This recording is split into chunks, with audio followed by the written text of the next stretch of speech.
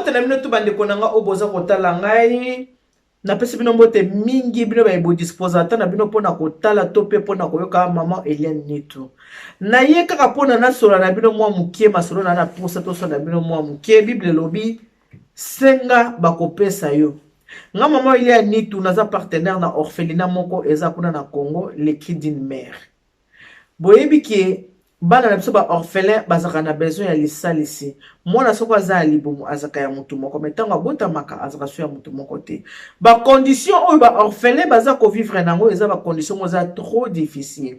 Alors ngai association Eliane Nitu na sali appel na bino ba ndeko bolingaka ngai o bosepelaka na musala oyo ngai na saelaka bino naza ko senga bino lisalisi bokoka ko aider ba orphelin bosunga ba orphelin na ngai naza na posa bosunga na oyo nyonso bokomona na nango naza ko senga na mon fils Jérôme Bouy lekiselanga ba image ya ba orphelin ba image ya ba orphelinat ya ba hôpital ndenge na tambola kana bino pour que bandeko baza kotala ba mona musala o maman Eliane Nitu na salaka.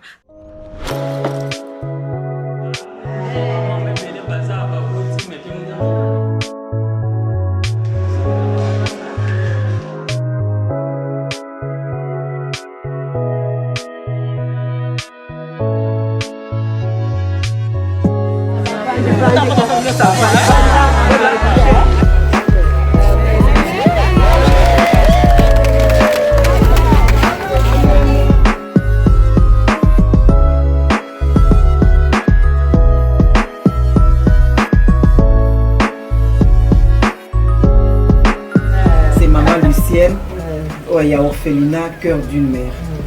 Tous autres, vous allez à tous autres là-bas, on a fait il y a Pâques, maman c'est là qui connaît là-bas.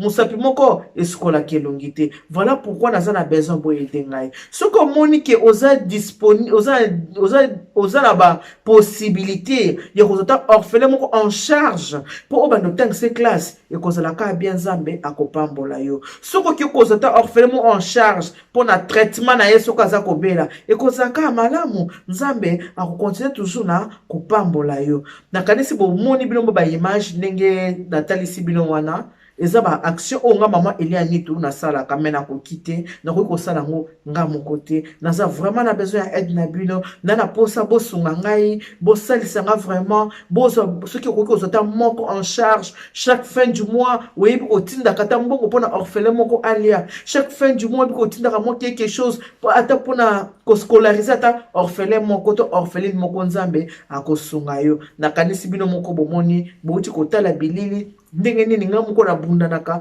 pona ba orphelin wana mais naza mutu na koki susute yango na yeko senga na bino bandeko nanga bo fungola mitema bo kanisa nga ata na musalo na saela kabino bo kanisa ata 2 minutes 3 minutes o soko vandi hôtel maman Eliane Nitu a sele émission et apporter quelque chose kuba sadilanga kuba dilanga musala oyo naza na posa ba orphelin nanga ba bénéficier nango numéro nanga téléphone ezali 06 15 31 69 90. Yango pesa kaka numéro nanga ya WhatsApp.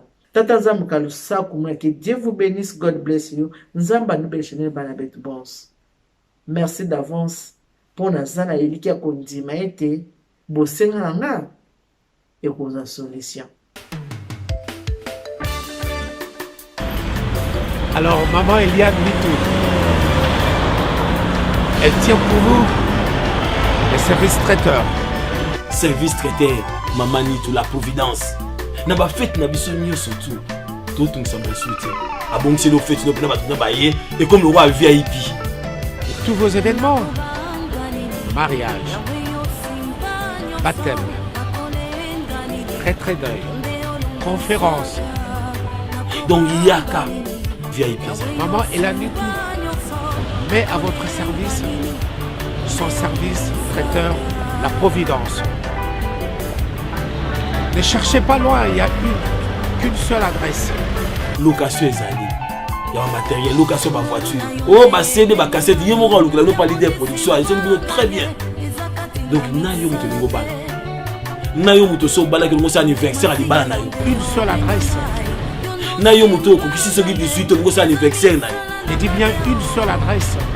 Oyo ozwaki bac oyo obani ministère no passer sika premier anniversaire église Maman Nitou azali. Elle vous convient, elle me convient aussi. Parce que elle le fait très, très, très bien. Service traiteur, la Providence. Un seul endroit, un seul service traiteur. Service traiteur, la Providence. Elle et nous, nous formons bloc parce qu'elle connaît bien son service traiteur, la Providence.